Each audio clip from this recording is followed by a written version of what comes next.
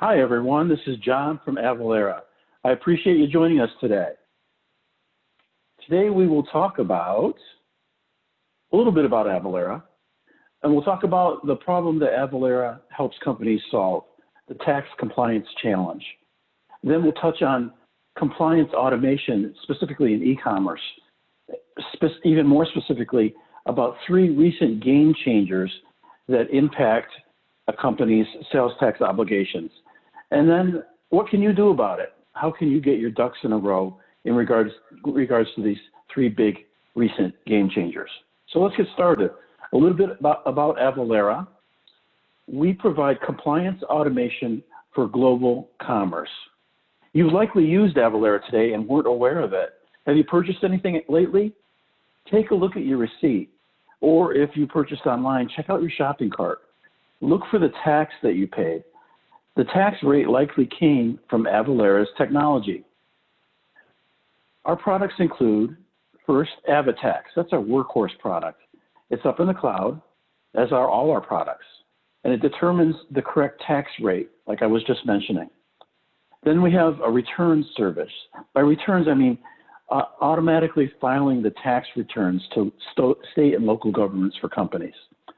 Then we have a product called CertCapture, which automates the management of exemption certificates. And finally, we have a host of professional services, such as nexus analyses, exposure analyses, state registrations, voluntary disclosure agreements, and back filings. A little bit more about Avalara by the numbers. These are some interesting numbers from last year. AvaTax, as I mentioned, our workhorse product that provides the tax rate on your sales transaction, actually processed 47 billion different line items last year. Then there was Cyber Monday. Now, Cyber Monday is Avalara's Super Bowl. That's when a lot of people purchase online, so AvaTax really has to perform. So AvaTax came in at running 2,600 tax rate calls per second on last Cyber Monday. Our return service that I just mentioned files over 2 million returns for companies annually. And at this point, we're at 30,000 customers across 140 countries. And we've been in the news lately. We're experiencing tremendous growth, over 40% each of the last 4 quarters. Our market cap is nearly $8 billion. And with all this growth we got noticed. In 2019, Forbes named our stock, AVLR, as the top stock of all stocks for the year. So now let's talk about the job that Avalara does, and the problem that we solve. We'll talk about the tax compliance challenge. This is why we're in business. We solve a problem that's been around since our country was founded. That problem is due to sales tax being so difficult in the U.S. Why is it? It's because our country was founded on states' rights. As such, each state has the right to enact tax rates and rules of its own choosing. Every state is different tax-wise. It's extremely difficult to keep up with. We're not like the EU, where there's only one VAT, or value-added tax. If you're selling into all 50 states and you're trying to do compliance manually, you need to keep up with over 12,000 tax jurisdictions. That's what's represented in this map.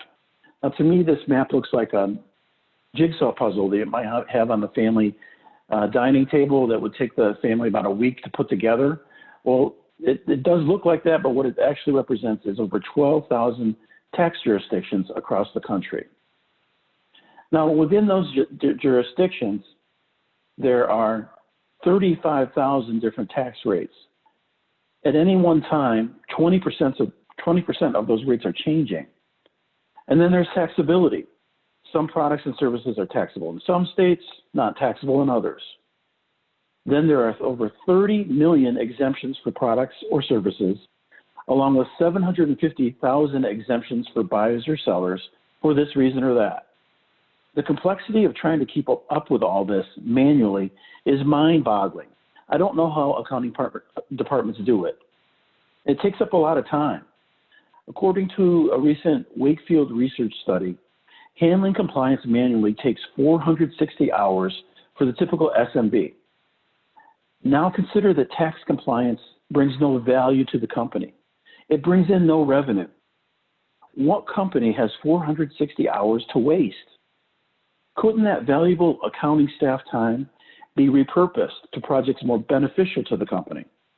What if that time was devoted to tightening up accounts receivable to provide more cash on hand, especially during a crisis like the one we're in? What if that time was repurposed to determining a go or no-go decision from a financial perspective towards entering a new market? Those are really good uses of staff time because they bring value. But handling compliance manually, on the other hand, can be defined as no reward, high risk. Why would any company want to have a process under their roof that could be defined like that? Now I'd like to present 3 game changers that recently came into play, which impact almost all firms who sell across state lines. E-commerce merchants are especially impacted. The first of the 3 game changers is represented here by the image of the Supreme Court. 18 months ago, the Supreme Court decided in favor of South Dakota in a case named South Dakota versus Wayfair. The ruling created a new method of determining a company's obligation to collect and remit sales tax. This new method is referred to as economic nexus. Nexus is another word for a company's obligation to collect and remit sales tax into a state.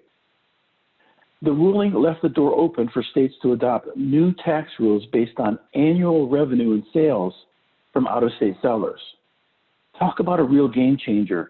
The ruling impacts just about every company that sells across state lines, including tax-exempt sellers. Since the ruling, 46 states have adopted new tax laws based on this concept of economic nexus. The problem is, the laws aren't consistent from state to state. Like I spoke about a few slides ago, our tax system was based on state rights, so it's not consistent across the country. It's very difficult to keep up with. A couple examples here. In Alabama, economic nexus is triggered if you sell $250,000 or more in the prior 12 months into Alabama. In Georgia, it's $100,000 or at least 200 transactions in the past year. 45 states have some kind of sales tax that you might have to collect for. That means 45 different sets of rules. Is this getting confusing? I hope you're following me on this because it's crazy. There are other details to master. Does the minimum number of transactions, such as the examples that I just showed, apply on a per invoice basis or on a per line basis? And tax-exempt sellers, they aren't off the hook. Over 30 states include gross sales in their economic nexus thresholds. That creates a whole new compliance headache for tax-exempt sellers who never had to deal with tax compliance before. So here's, using color, this chart will exemplify the real impact of economic nexus on a typical company. It's a huge impact because it increases nexus by an average of 6 to 9 times. Let's break down how this happens. First, let's look at the states in gray. Those are the states that the merchant or your company typically had nexus in prior to the Wayfair ruling. Prior to that ruling, nexus was determined by where the company had a physical presence. The typical firm might have had nexus, say, in 4 states. Let's say, for example, maybe a headquarters in California, a warehouse in the middle of the country in Texas, and offices in New York and Michigan. So they only had nexus or tax obligation to those 4 states where they had a physical presence. Then along came the Wayfair ruling, which changed the nexus determination rule. Nexus went from being based on physical presence to being based on economic activity. That's where the orange states come into play on this map. Those are the states that the company has new nexus in, economic nexus. And the states in yellow represent where the company is fast approaching economic nexus thresholds. Now look how this map changed color from gray in only 4 states to all this color all over the place. Why are there so many new nexus states? It's due to this company selling into every state through e-commerce. So to sum it up, the Wayfair ruling takes an already burdensome tax compliance process and makes it exponentially more difficult, especially for online sellers. If a company couldn't keep up with pre-Wayfair compliance requirements, how can it keep up when those requirements are increased by a factor of 6 to 9 times? If a company already was at audit risk because they weren't doing compliance right, what does this do to that risk? It's not a desirable situation. So let's talk about the second of the 3 game changers, COVID-19 and the rise of e-commerce. Here's how COVID-19 has changed e-commerce. Online shopping is now the de facto choice for consumer spending. Since March, e-commerce sales have increased by 60%. Many retailers have shut their storefronts and are now focusing solely on online operations. And for some businesses, e-commerce is brand new. Others are expanding into new channels. It's a new way of doing things, a new way of selling. But with this new way of selling comes another layer of complexity, because a lot of companies are turning to selling through marketplace facilitators such as Amazon and Etsy. Now, Amazon, Etsy, and other facilitators provide a valuable service, enabling small firms to sell online. But with that comes that additional layer of complexity. Here's why. Wherever the facilitator warehouses your product causes you to have nexus in that state. Now, some tax jurisdictions require their vendors, the marketplace facilitators, to collect and remit sales tax, while others require the company to do so. It's just difficult to keep up with. So far, 39 states have adopted marketplace facilitator laws. So now the third of the 3 game changers that I'd like to let you know about, COVID-19's impact on our states. The image on the slide here says it all. The pandemic is breaking the state's piggy bank. States are spending millions to bail out their constituents, while at the same time losing millions in transactional taxes because the economy has ground to a halt. Take Florida, for example. Florida relies heavily on tourist dollars that are no longer coming in. It has no personal income tax, and it's one of the few states that didn't enact economic nexus laws, so it can't tax out-of-state sellers. Florida is in a real pickle budget-wise, but they aren't alone. Total state budget shortfalls will soon be larger than the Great Recession. By next year, the total shortfall will exceed $290 billion. So what can states do about this? They can't continue to operate in the red, especially this deep into the red. They could tap a rainy day fund, if one exists. They could cut services, which won't go over well in a pandemic, or they can increase taxes. They can tax things that didn't used to be taxed anymore, or they can also increase their audits and put a higher emphasis on audits as a source of new revenue. We really think this is going to happen. And I don't mean to apply pressure, but it kind of just makes sense. Although many states are delaying sales tax payments due to COVID-19, it's inevitable that they'll want to get whole again as the economy gets whole again. So it's no longer if you'll get audited, it's when. I hope you're following me to this point because there's a quiz next Tuesday. But seriously, here's a summary of the situation, those 3 game changers that apply to tax compliance in e-commerce. First of all, economic nexus increases, online sellers nexus, and compliance burden exponentially. The second is that COVID-19 drives increased e-commerce. And third, COVID-19 impacts state budgets such that there's likely to be an increase in audit risk. So what can you do about it? How can you deal with these 3 recent game changers? How can you get your ducks in a row? The first thing you need to do is to know your nexus. You need to know where you have your tax obligations. It's not so easy to figure out, considering all these different factors that come into play that I just mentioned. You can turn to us for help with that, or a SALT, that's state and local tax CPA. If you have past compliance issues, you need to address them up front. For example, you could get an exposure analysis done. You could consider a voluntary disclosure agreement if needed to protect yourself. You need to register in the new states where you have nexus. Whatever it takes to be on the right side of the law. And then tax automation should really be a required capability in your e-commerce business. What happens when tax compliance is overlooked?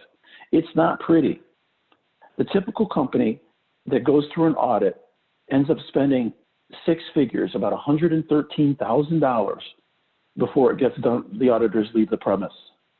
We've seen companies delay their e-com projects because they underestimated the tax compliance burden. So you really need to be prepared compliance-wise. Down the line, a manual tax compliance process that can't keep up with constantly changing rates, rules, and exemptions becomes an error-plagued black hole of tribal knowledge. Without compliance automation, your audit risk grows for every state that you're selling into. Selling through multiple channels, including the ERP, shopping cart, a point-of-sale system, and a marketplace, makes it difficult to know when Nexus is triggered. Sales made through marketplaces contribute to a retailer's overall transaction volume, so it's important to monitor all sales across all channels to understand where you're at risk of triggering economic nexus. So you should look for technology that provides one repository for all your sales transactions from all of those different sources. It needs to show where the products were sold to and to whom. Your technology should also provide a clear audit trail for when the auditor shows up at your door. The technology should be adaptable. It shouldn't hold you back as you expand sales through new channels and into new markets. And it must integrate with your existing ERP, point of sale, and e-com platforms so that you can maximize the technology investments you've already made. So let's get to that first step, knowing your nexus. You need to know where you have those tax obligations, and Avalara can help with that. We provide a free, easy-to-use, impactful Nexus risk assessment tool. All you need to do is answer 3 questions, or you can be more precise by uploading your actual sales data into the tool. Now, this map is an example of the tool's results. You'd be able to clearly see which states you currently collect sales tax in, that's the gray, which states you should be collecting in but aren't, those are the states in orange, and which states you need to watch, those are the states in yellow. In addition to the Nexus map, the tool generates a detailed report as a PDF as well. Now, a little bit more about Avalara. One of the big advantages to working with us is our network of over 700 technology partners, over 700 integrations, where we bring our solution directly into the workflow of your business. These integrations include ERP players such as NetSuite, Sage, Acumatica, Microsoft, Oracle, you name it, and e-com offerings such as Magento, Shopify, and BigCommerce. With the Magento, we have over 1,300 customers. Shopify, over 2,000 customers. BigCommerce, over 12,000 customers. NetSuite, 1,700 customers. In all, we have over 30,000 customers at this point. Avalara is also partnered with over 1,000 technology value-added technology resellers. We work with these resellers in partnerships that, in these proven integrations that help to ensure successful implementations that make for satisfied customers. And get this, you can actually get compliance automation. You can get Avalara for free in up to 25 states. Here's how that works. Back probably 20, 30 years ago, a group of states got together. This group is represented by the states in the green here on the map, and formed a program called the Streamlined Sales Tax, or SST program. These member states came together because they wanted to simplify sales tax for the companies in their states and also to gain their sales tax revenue more quickly. So they contracted with qualified, certified providers, Avalara is one, to provide services for free to the companies that qualify within their states. And then providers actually get paid by the states. So Avalara would get paid by the states and provide our services for free. The services include free tax rate calculations, state registrations, remittance, returns, exemption certificate management, and even audit protection. So if you'd like to see if your company qualifies for some or all of these states, we'd love to help you work through the parameters of that and to see if you can benefit from this. So all this being said, I'd like to tell you or mention one more thing about the solution here, or the idea that Avalara provides of automating the compliance process. It's actually something that we consider inevitable. With technology constantly marching on, this is an idea that just makes sense, and it's coming of age. You can relate this idea of automating compliance to the idea of automating payroll that happened back in the 80s. Prior to that time, payroll was handled in-house, and it had a lot of the same issues that tax compliance does. If you try to handle payroll in-house manually, you could get it wrong, and you can get in big trouble for doing that, and it takes a lot of time. Same thing with sales tax. You're likely to get it wrong because it's so complicated, takes a lot of time, and you can get in big trouble through an audit. So back in the 80s, the idea came up, well, why don't we outsource this? And a company came into play, ADP, which had a great solution that really caught on. And now you'd be hard-pressed to find a company that doesn't outsource payroll. It doesn't. Almost every company does that. It's considered that's the way it's done. That's the way you handle payroll for most companies. Well, that's what's happening to sales tax. This idea of automating sales tax is coming of age because of the advent of cloud computing, software as a service. We can keep all those rates and all those rules and all those jurisdictional boundaries up in the cloud and maintain them so that your accounting department doesn't have to. We can send down a liability report when it's time to do the monthly sales tax filings that can be just automatically sent off to all of the jurisdictions where your company has a sales tax liability. This can all be automated through the advent of software as a service. And it's happening now at an incredible rate. Within 4 years, the number of companies that will have automated sales tax compliance will equal the number of companies that have outsourced payroll. So you might want to consider that when you're taking a look at this idea. All that being said, I really appreciate you being here, and I'm just wondering if there's any questions. All right, thank you, John. That was really great. It looks like we have a couple of questions coming in. First question is, what does the implementation look like? Good question. It's relatively simple compared to an ERP implementation. You know, we have, like I mentioned, over 700 pre-built integrations into just about every ERP and shopping cart and point of sale system. So the integration's already built. It's already tried and true. Implementation can therefore be less focused on the nuts and bolts and be more focused on handling it at the pace of the customer.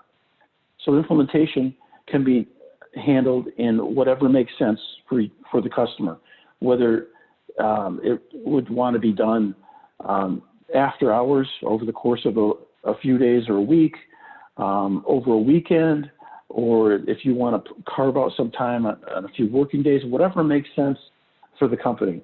Bottom line is that implementation is measured in days or weeks, not months or more. That's perfect. That's really great. Another question that we have is, how much does Avalara cost? Yeah, good question. So Avalara's software as a service. So pricing depends on how often you ping our cloud, so to speak. It depends on how often you would need our service. So pricing is based on the annual number of tax rate calculations that you would hit us with in your nexus states. Similarly, for returns, tax returns, it would be the annual number of returns that we'd need to process. And likewise with exemption certificates, it's the annual number of certs that we would need to manage in the cloud. Good question. Yeah, that was a great question. Thank you, John. So it doesn't look like we have any other questions, but if any more questions do come in, feel free to reach out to John. His contact information is there on the slide. Great. Thanks, Jessica. Thanks, everybody, for joining me today. And I hope that we can help your operations. Appreciate it. Bye-bye.